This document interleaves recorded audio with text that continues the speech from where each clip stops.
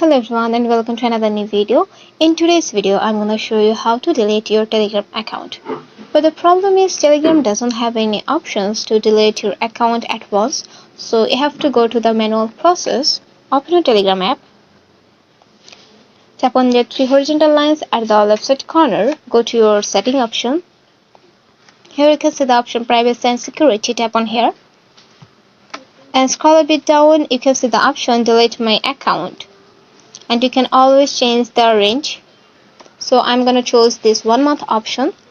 And here you can see if we don't come online at least once within this period, that means 1 month or whatever you will choose in here, your account will be deleted along with all messages and contacts. So that's the process how we can delete your account. So after selected, just uninstall your Telegram account, and that's it. So hope this video find to help you. If you have any questions, let me know in the comment section.